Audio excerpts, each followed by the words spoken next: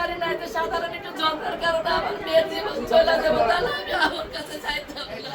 ভাই আপনাদের একটু উঠে দেন, মিডিয়াটা বিকাশে যাবে।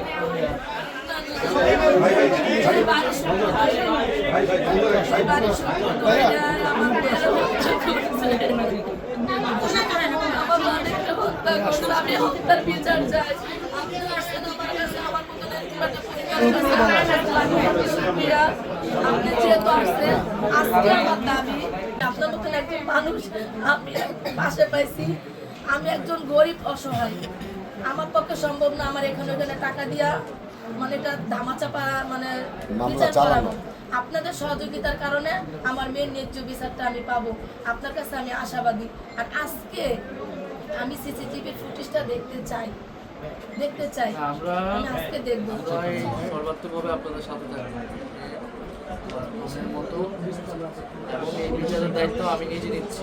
এটার সুষ্ঠু তদন্ত এবং বিচার আমরা অবশ্যই নিশ্চিত করবো, এটা আপনাদের কাছে আলহামদুলিল্লাহ এলাকাবাসীর কাছে আমাদের ওয়াদা।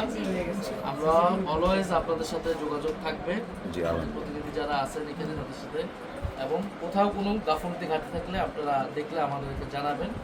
আর আপনাদের এটা নিয়ে কোনো খরচ বা দৌড়াদৌড়ি এগুলো কিছু লাগবে না, এটা সর্বাত্মকভাবে আমরা যা করার আমরা করবো। জাস্ট আপনাদের যেখানে উপস্থিত হওয়ার কথা বলার সেখানে বলবো। এখানে সর্বক্ষণ সহযোগিতা পাইছে আপনার যুব সমাজের তুষার ভাইয়ের কাছে। সবার কাছে সহযোগিতা পেয়েছে, আলহামদুলিল্লাহ সহযোগিতা পেয়েছে। আমরা এখানে কথাবার্তা বলে আমরা হচ্ছে ওর সাথে কথা বলবো, আপনি আসেন। আমি এখানে আরেকটা কথা বলতে চাই, এখানে এসে আমরা থেকে আপডেটটা নিব, হ্যাঁ, এবং শুধু আপনি আর খালদাপু ওকে নিয়ে আসেন, বেশি মানুষ আসার দরকার নেই। আমরা থানাবাসীর সাথে যে আপডেটটা ওনার কাছ থেকে আমি 11 আসনেই আছি। ঠিক আছে। উদ্ধার করা হয়েছিল। আমরা তার পরিবারের সাথে, সেই শিশু কন্যার মায়ের সাথে, তার পরিবারের সাথে আমরা সাক্ষাৎ করেছি আমি, এবং পুরো ঘটনা বিস্তারিত শুনেছি। ব্যক্তিগত কিছু দ্বন্দ্বের কথা উনি বলছেন, এলাকার কিছু দ্বন্দ্বের কথা উনি বলছেন। আমরা তথ্য প্রমাণ তদন্ত ছাড়া আগাম কোনো মন্তব্য এখন করতে চাচ্ছি না।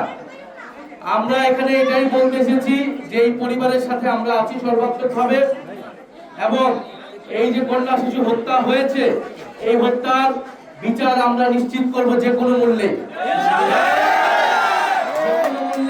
ইনশাআল্লাহ আমরা এর বিচার নিশ্চিত করব। এই অভয় এবং এই আস্থা আমরা ওনার মাকে দিয়েছি, কারণ আমরা মনে করি উনি আমাদের এই বোন, উনি আমাদের সাথেই ছিলেন। এবং এই যে তার মেয়েকে এভাবে হত্যা করা হলো, এই হত্যাটা ছিল সম্পূর্ণরূপে পরিকল্পিত। ব্যক্তিগত যেই দ্বন্দ্ব থাকুক বা যেই কারণেই হত্যা কেন, এই হত্যাকাণ্ড কোনোভাবেই গ্রহণযোগ্য নয়, এবং এটা একটা গর্হিত অপরাধ।